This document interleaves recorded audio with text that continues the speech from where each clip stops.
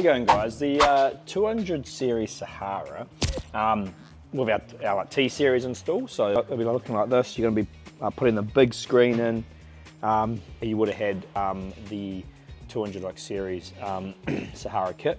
I'm going to go through and cover in this sort of video what plug goes where and what to check, because quite often what goes wrong is it's a plug issue 99% of the time, so please watch this on video and tick off each plug. Now, this is the back of the unit we took out. So you got that at the top part, and that was the sort of actual bottom part. So you want to see if your plugs match like that. And then I'll go and show you in the actual car, because there's two variations here. So this is like one. Now the other variation has this big plug here, which we don't have on this car, but we still use the same harness. Now I'm going to try to go through and just take my time here, and we'll try and do something a bit cool afterwards with like a bit of a checklist of all the plugs. So in your kit you get the harness, which like comes this big sort of harness like comes in like so, and you get the box that comes by itself, and then you get this small harness here which also comes in its own little container. And then I've got our camera input here. So I've got the big harness, the box, the small harness, and the camera input cable. They're all in actually separate bags and sort of whatnot. Sorry, and one more thing. This small harness down here, which has two RCAs on it and doesn't go anywhere. It just has to plug in here to tap this off. So from the top, this big plug here, I'll try and zoom in a little bit for you guys, because I really want to make this clear. This big plug sort of matches into our main sort of harness one there. So that's a plug that has a little black bit in the back. This one here, no home at all. So it's free. It's like a 12 pin plug, so don't worry about that. This one here, it's a 4-pin plug, has no home, don't worry about that. This grey one might be USB retention, so hold on that, but just for like testing, you don't have to worry about that for now. Brown one, don't have to worry about. This little one here, grey one, don't worry about.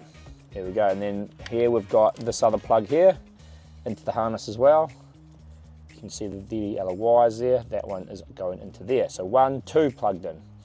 Looking at what else we have, so coming off the top, we have this like blue one, blue 6-pin one, that goes into our harness here. These plugs can only sort of match where they like go into, so it's not too bad. Up the top we also had this plug here, which is actually so like an 8-pin plug. That goes into this like second harness I was talking about. Let me pull this out to make it a bit clearer for you around here so you can see it. Again, they should make that good click sound. If they don't, check you don't have any bent pins. So that's like going into this sort of second harness, which has these grey wires on it.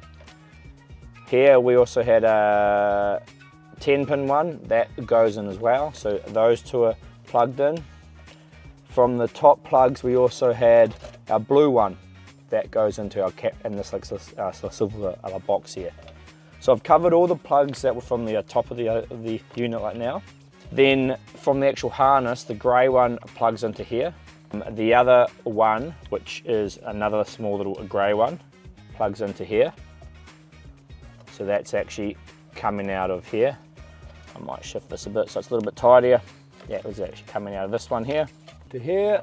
And then out of here we also have this plug here, which goes into the head unit, so I'll cover that in a second. So those are all the plugs into. Then hooking so this small harness into the big harness, you've got to go this little small like black plug here, 3 wires on this side, 2 on that side, that plugs in. And also there's one more between these two, this one here, like a 4-wire black plug, that hooks into the main harness as well, so this one right here. These other ones don't have a home, don't worry about them. And then down the bottom we have our radio plug that came out of our sort of main harness, that plugs into there. And we had this other little plug here, which just has our sort of dead end like plug on it, and you can tape that back. Now, what is left over? This one not been actually used. What else we got not being used? These two here don't get used. so don't worry about those. This one here does not get actually used.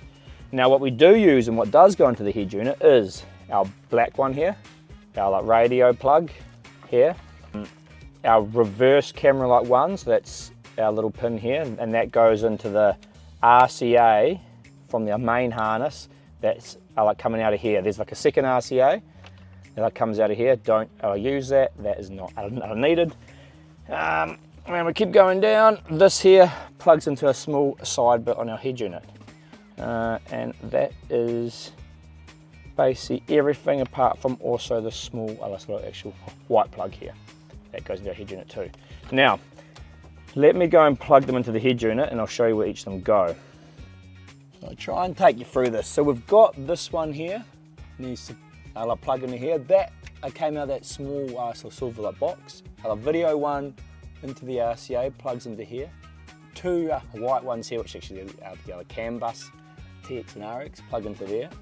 Big black one into here, radio into there, and then the small one down into this plug here, that small actual white one. And now that's them all covered, and then what you want to do is you want to power the unit up, and I'll just take you through a few things. If we do ask for some pictures, ideally we want probably 4 pictures, or 5 pictures from all different angles, kind of like showing it a bit like this, so we can see what plug is going where, and then you'd come get one from this side, and then maybe one from up here, and maybe one from back there, just so when we help you troubleshoot, we can actually see what is going on.